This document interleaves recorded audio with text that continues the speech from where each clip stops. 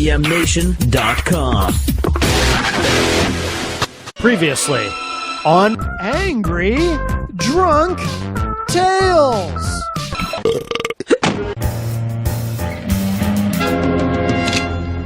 This isn't over yet, honey. It is for me.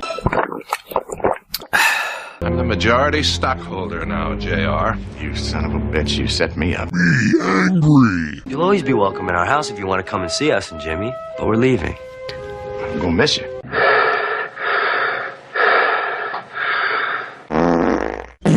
I'll buy you out. All right?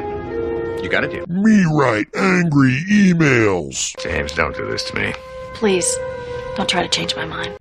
Hell would have to freeze over before I'd ever work for you. Of course you're coming back. You don't have any rights over me. Because I'm never coming back.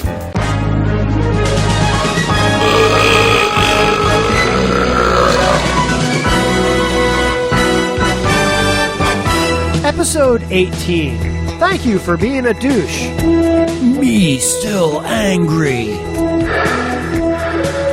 Me continue to write long, rambling, drunken emails. Me continue to be angry over incident several weeks ago.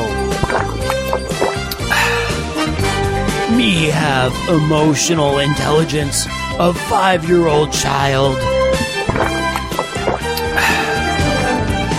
Me bitter and frustrated with myself over being drunken 300-pound tub of shit. Me undiagnosed paranoid schizophrenic. Me motherfucker. Me write angry emails. Me hate everyone.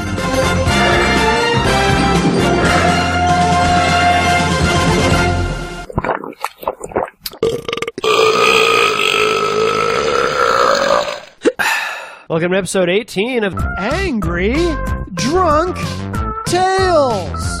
I'm Matt Connerton. And I'm Jen Coffey, and we are the former roommates of Motherfucker. Yes. Saint Motherfucker. As I'm sure his friends call Eduardo. him. Saint Eduardo. They like to stick up for him. All five. Yes. So we have a... Actually, no. Out of the five, there were only two. What, that stuck up for him? Yeah. Now that I think about it, I think it was only two. Yeah. Interesting. No, I digress. So we have a now this actually gets interesting in terms of what happens after this email, but And this is the same day as the previous two episodes. yeah, well this week. We're on July 8th now. And I thought we were still on the same day. no, we're on July 8th. We finally skipped it next one. to a new day, Yeah. and it only took 3 episodes to get there. And, wow! And there is nothing from July 7th, so it looks Amazing. like there was a break in the action there. Although it's hard to know because this actually could have been July 7th, but after midnight, so very late on July 7th. Usually that's when you get the longest, most gibbled. Right, because that's where and please, folks, bear with us when Matt does the reading, because it is very difficult to read at times. Yeah, his grammar and syntax are horrific. Are garbled. Horrific. But here's the next one in our series of emails from Motherfucker. Wondering where we are at here. If you plan on moving, I would like to know so I can make plans, furniture-wise and such. If we need to talk, then I would prefer that Jen isn't acting all emotional when we do. Not comfortable around such things. That is, I'm not comfortable dealing with crying people. As far as Jesse faking crying, it was actually when Angela began crying that I started thinking they were faking it, by the way. Seemed way too convenient to me, and was the only reason why I left alone that night too, by the way. But later, when I was sober, I only drank 8 beers that night. Everyone else had drank more than me, in fact. Truth is, when Jesse left, it made it more complicated. I just needed time to be ready to talk to him and such. Previously, I had still wanted to slap him for what he had said about respecting your elders and showing manners. Those sentiments bothered the hell out of me. As far as being labeled a sexist for saying that I won't hit a woman, I feel vindicated after what happened to their FSU player this week.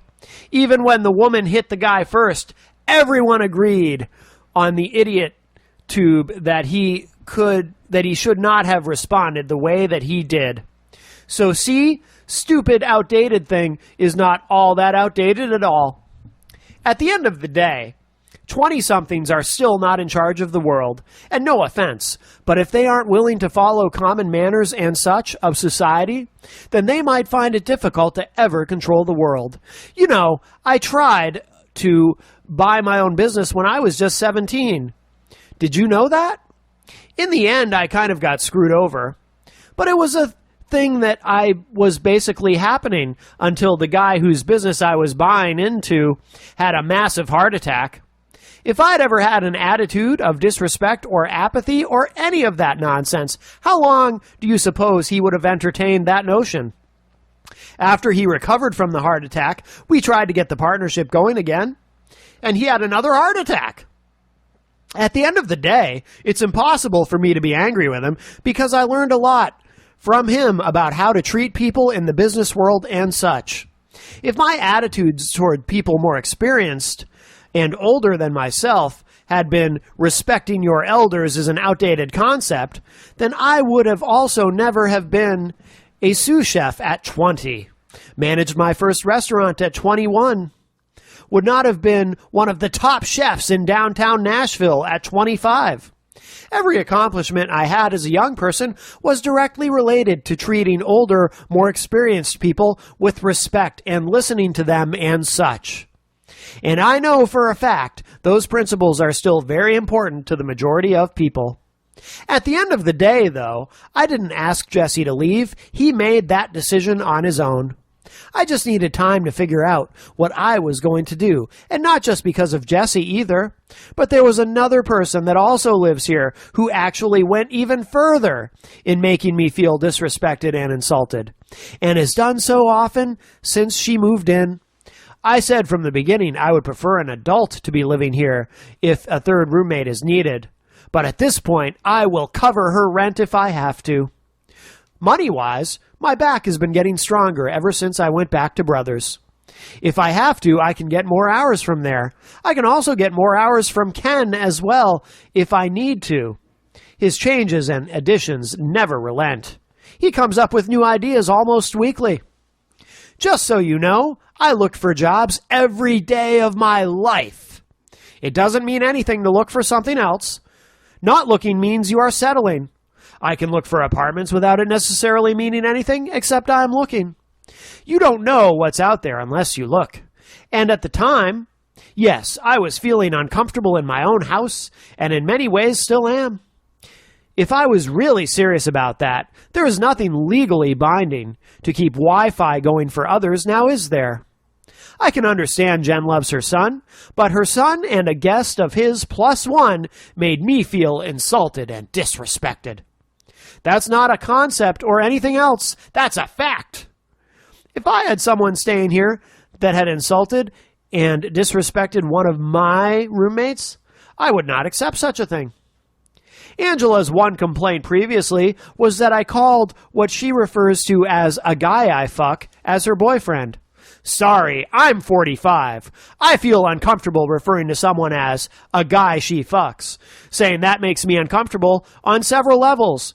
Not just because of how I learned to treat and talk about others and such, but also simply because when she states, that is basically saying she doesn't even know that much about him. And when she acts like he passed a ghost walking through my house half naked at 3 a.m., I feel that a bit disrespectful. Call me basically stupid on many, many levels. I ignored this the first and second time it occurred and only mentioned it the third time to her. At the end of the day, it was way too similar to the night Tim's hooker robbed us. By the way, when I lived in Framingham a few years ago, I was dating a girl at Davis Square, who shared a house with 3 other girls. And even before I was allowed to stay over, I had to meet the owner of the house. So I know for a fact that what I just said was not unreasonable. In fact, it's the bar's minimum of showing respect. It's the bare minimum of showing respect for people who share a domicile with. Not asking to meet someone first, just that if I run into them in passing, that they at least acknowledge that I'm there and hopefully introduce themselves. Again, I didn't invent the rules of the world. I just try to follow them. When others tell me they are above the same rules, that bothers me a lot. It's basically the same as telling me that I can't respect that person to act in any manner that is understandable to anyone but themselves, and that the only person they give a damn about is themselves. Imagine a world of Donald Trumps. Maybe that's why he's so popular, by the way. It satisfies the people who think that the world is stupid and bends over for them. And there you go. He is so hyper fixated on this dude that Angela used to have over. Like, okay, he comes back to that so much. When you and I were dating, or first started dating, we are still dating. Mm-hmm. When we first started dating, and I went to the shower and was on my way back to your bedroom, I did not stop and chat with your roommate. It would have been a very awkward and uncomfortable thing for me to do. Yeah, he's really fixated on that. Kind of got a thing about, being clothed. And, I find it really interesting that he is so concerned about whether or not Angela has a boyfriend or not, and how disturbed he is by that idea when he, openly expressed how many times, he's answered Tinder things and how he was excited to, let some guy give him a blowjob while the wife was watching. And do you think he was jealous? He wanted in? Ew. That's possible, I guess. Because he mentioned, I think Angela would probably throw up if she heard that. Because he mentioned, too, in a previous email being in an MFM relationship, which I assume is male, female, male. Is that what that means? I'm pretty sure that's what that means. Okay. And, yeah, because, I mean, he's told us. I mean, it sounds like he's basically bi. Because he told me in one of our conversations, because we did have a follow-up summit to our initial summit, that he, the one thing he's never done is taken it in the ass. But he's done everything else with dudes. Oh. So. Well, to each their own. So I wonder if. To each their own, but you really don't need to share. I wonder if it was a jealousy thing. I think he wanted in on that action with Angela and her Maybe he was jealous because there wasn't a single solitary person in the house that felt attracted to him in any way, shape, or form. That's true. Well, I've often wondered that night he, when everything was happy and whatnot, and he did have a pattern of sharing a little, little TMI. That night he was telling us about his experiences with couples. I did kind of wonder if he was hinting at something. Ew. Oh, God, that's awful. You're trying to... I just ate. I know. I just ate lunch, and you're going to... I know. But, I mean... I'm going to get nauseous now. That was mean. Maybe all this really goes back to that. Maybe it's his frustration. No, stop. Gross. He wanted to get it on with a couple. And we never showed any interest, and then Angela's got her male friend over, and they didn't say, hey, motherfucker, why don't you come in here and we'll have ourselves a three-way. You think he could even find it? I don't know. I mean, he's assuming he's strong enough to lift up his stomach. Which one? Yeah, good point. I don't know. It's just demented. And I hate you for putting that thought in my mind. Yeah. I absolutely hate you. Now I have to listen to something else and clear it out. Oh, that's evil. It's awful. I'm dying. So that was our dramatic reading for this episode, and we usually conclude with the dramatic reading. But what I want to do is, there is a short email exchange between he and I, because me, ever being the optimist, as frustrated and discouraged with him. In other words, too nice of a guy. As frustrated and discouraged with him as I was at this point, I still, if I would see an opening, what I thought was an opening, I would go for it. So he mentions Trump at the end of that email. And, he used to send us a lot of emails, again, when everything was happy about politics. So I saw a potential opening there, although I didn't act on it initially. But then I get this next email from him, which is very short, where he goes, by the way, I got an email back from Keith Murphy today concerning Napoleon Bonaparte, his ATM there. He said he had already removed it and asked Napoleon Bonaparte. to come get it and thanked me for the heads up and then asked me if I was working or not. Heads up, look up the app Trump Web, full of Trump's racist, stupid, crazy tweets, including the gem, I'm concerned with the laziness in the blacks. This guy is a present to the Democratic Party. The longer he runs, the better, LOL. So now he's sending me sort of a friendly email on a couple levels. Number one, he's back to bashing Napoleon Bonaparte. all of a sudden because he's talking about Napoleon Bonaparte. and the whole ATM debacle.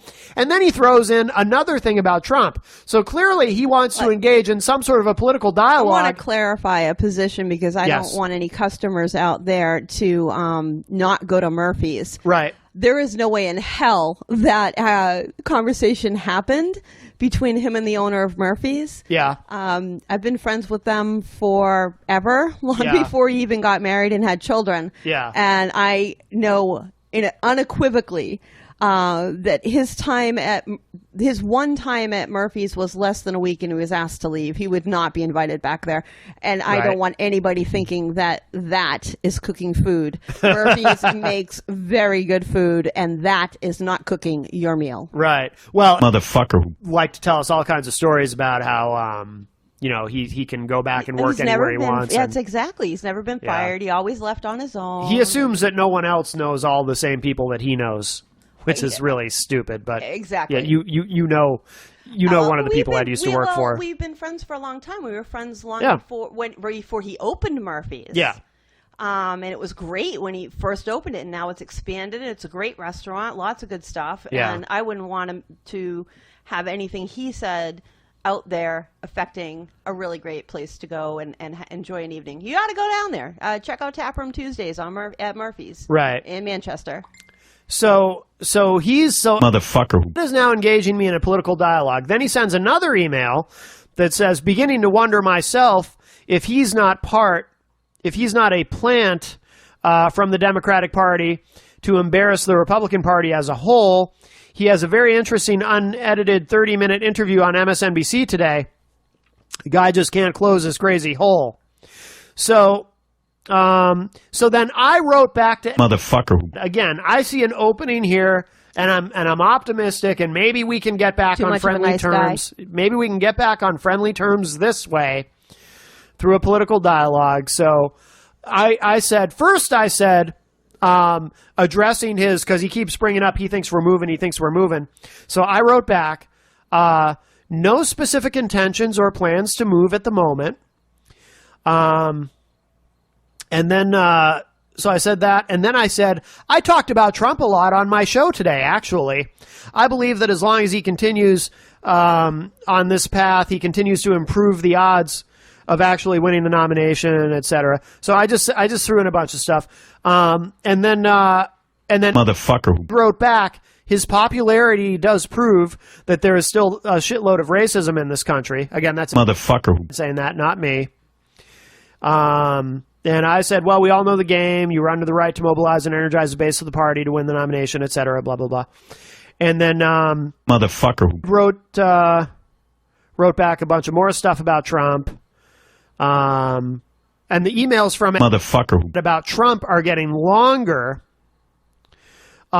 which is interesting. And he's focusing on politics, and we're actually having a dialogue. Actually, I can go ahead and do. Then he writes a longer email regarding all this, which I can go ahead and do a dramatic reading of. An actual email not attacking any of us for once. And then we'll conclude with this. There is a movie that I think you would like, by the way. Snowpiercer. It's basically a post-apocalyptic thing, but used to show how the rich exploit the poor. Really good movie. Basically, after a new ice age, one man builds a train that travels the world, and everyone still living on Earth lives on that train. The rich in the front and the poor in the rear. And the rich regularly kidnap children from the rear and keep the people in the rear down through various means. And then the people in the rear rise up in revolution. For a politically minded person, it's a must-see. It's also brutal as hell, by the way, and the tone is similar to 12 Monkeys, but it makes some very good points about how the poor are basically just food for the rich. In the end, I suppose one of the reasons I hate Trump so much is that he pretends to be a man of the people. While he lives in his ivory towers and makes his living off of ostentatiousness, I know I spelled that wrong, by the way. If you look at his website, it's a study in narcissism and self-entitlement for the rich. At the end of the day, everything about his popularity among Republicans proved to me how easily most conservatives are to manipulate. Disregarding that unions benefit from, and that many of them, while collecting government benefits, can so easily bitch about others who are also collecting, all while ignoring that there are billionaires out there who game the system for far more from the teat than the collective poor can ever do as a whole. Amazes me how easily these sheep can be led into fighting against people just like themselves, and yet praise and glorify those who take so much more from the system and only care for them as much as they can exploit them to stuff their pockets all the more. At the end of the day, unwatched capitalism is even worse than communism. Unwatched capitalism turns anyone without money into serfs, meant to serve the new nobility of the super elite. And if you think Donald Trump and the Kochs and the Waltons don't think of the rest of us as sheep put here for the sole purpose of being fleeced by them, then you are naive as hell. This is in fact how the elite think of the most of the rest of us. We are simply here to serve and enrich them all the more. That's the only thing they care about, the 40% for what they like from us, what they can take from us. There is a documentary on Netflix concerning this very thing, made by a son of one of the 1% who separated from his own family and set out to prove this very thing, called The 1%. Good documentary. He does interviews and hidden camera stuff where they admit this stuff. So there is his diatribe, his political diatribe of the evening. Yeah, I think he's trying to make some commentary in that last paragraph, though. Well, there's foreshadowing. There's foreshadowing there. There's foreshadowing within his commentary. Foreshadowing that will later apply to us, interestingly enough. Yes. And here I am reading this and thinking, this could be a breakthrough. He's having a political dialogue, and that was supposedly one of the things he liked about us before he hated us, was he could have political dialogues with us. This might finally be the breakthrough. But no. As we'll find out in the next episode, once again, false hope on my part. Too much of a nice guy. No, I was looking for I just didn't want to have to move again. That's all it really is. Yeah, but now... I just didn't want to have to move. It all worked out for the best. Now, look where you live now. Oh, it worked out absolutely for the best. But at the time, it was like, oh, God. After all we went through with Alex, it turned out to be the absolute best move ever. It really did. It really did. Very, very happy that this all turned out. So, yes, thank you, motherfucker, for being such a douche. Yes, because if you hadn't been a douche, we wouldn't be living in a beautiful home. That's right. And that we pay for. Thank you. Yes. With my private insurance. Right. Thank you. So we will conclude with this. But if you live with a drunk. If you live with a drunk who likes to send you angry emails, ask yourself, do you feel safe? Get a Glock. Good night. All I have left is South Fork. Now, you're not going to take that away from me, too. Give it a rest. IPMNation.com